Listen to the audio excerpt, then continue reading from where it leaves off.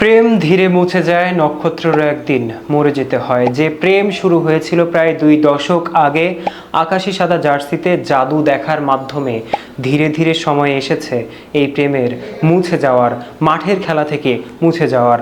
যাদের কথা বলছি তারা নক্ষত্র, তবে যেমনটা বললাম নক্ষত্রেরও একদিন মরে যেতে হয়।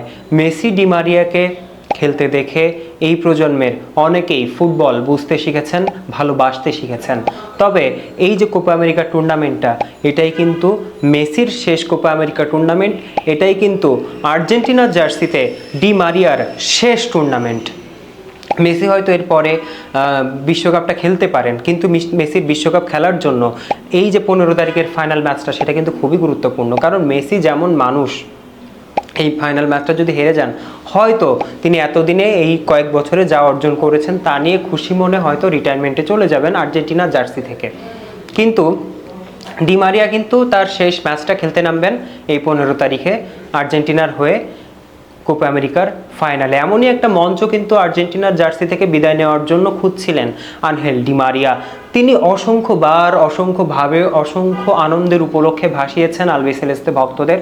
এই যে 2021 সালে যখন কোপা আমেরিকার ফাইনালে আর্জেন্টিনা মুখোমুখি হলো ব্রাজিলের, রদ্রিগো ডি পলের একটা চমৎকার অ্যাসিস্ট থেকে কিন্তু গোল করলেন চিপ করে এই আনহেল ডি মারিয়া।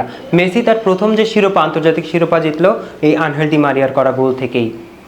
2022 সালে বিশ্বকাপের ফাইনালে সেখানেও হুগো লরিসকে বোকা বানিয়ে চমৎকারভাবে একটা গোল করেছিলেন আনহেল ডি মারিয়া।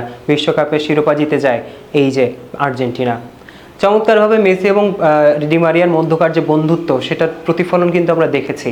কিন্তু এই যেমনটা বলছিলাম, নক্ষত্রেরও একদিন বিদায় নিতে হয়। ডি মারিয়া বলেছেন এই ম্যাচের শেষে, ফেরার আর পথ নেই, অনেক হয়েছে। এইবারের পরের যে বিশ্বকাপের বাছাই পর্বের ম্যাচ আছে, সেখানে ডি মারিয়া যাবেন আর্জেন্টিনাকে সমর্থন জোগানোর জন্য, খেলতে নয়। ডি মারিয়া সামনের দরজা থেকে বিদায় নেওয়ার কথা বলেছেন, অর্থাৎ সম্মানের সাথে বিদায় নেওয়ার কথা বলেছেন, এবং সেই সম্মানটা তিনি আসলে ডিজার্ভ করেন।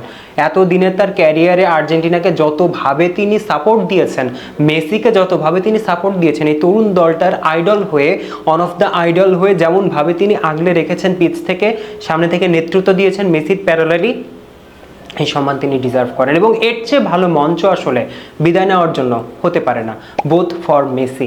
এই কথাটা মেসির জন্য প্রযোজ্য। মেসি যা যা অর্জন করেছেন, আর্জেন্টিনা শেষ 10 বছরে খুব সম্ভবত 8টা টুর্নামেন্ট খেলে 6টারই ফাইনালে উঠেছে, চমৎকার স্ট্যাটস, 3টা আন্তর্জাতিক শিরোপা জিতেছে। মেসি হয়তো এই কোপা আমেরিকার শিরোপাটাও জিতে যাবেন, এবং এরপরে যখন 26 সালে বিশ্বকাপ খেলতে আর্জেন্টিনা যাবে, মেসি হয়তো ফাইনালে একজন ডি মারিয়াকে মিস করলেও করতে পারেন। তো সামগ্রিকভাবে যেমনটা শুরুতেই বললাম, নক্ষত্রেরও একদিন পতন হয়, নক্ষত্রেরও একদিন মৃত্যু হয়, প্রেম ধীরে ধীরে মুছে যায়। তবে এই যে প্রেম, এই প্রেম তো অমর।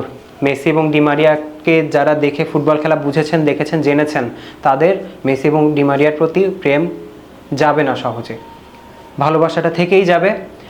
মাঠে হয়তো খেলাটা দেখা হবে না, এই যে বুকের চাপা আর্তনাদ, সেটাই শুধু বাড়বে, ডুকরে ডুকরে কাঁদতে হবে, এছাড়া কিছু করার নেই আসলে। মেসি এবং ডি মারিয়াকে এতদিন খেলতে দেখেছেন যারা, কমেন্ট বক্সে জানাবেন তাদের বিদায় ঠিক আপনাদের কেমন অনুভূতি হবে। এতক্ষণ সাথে থাকবার জন্য অসংখ্য ধন্যবাদ।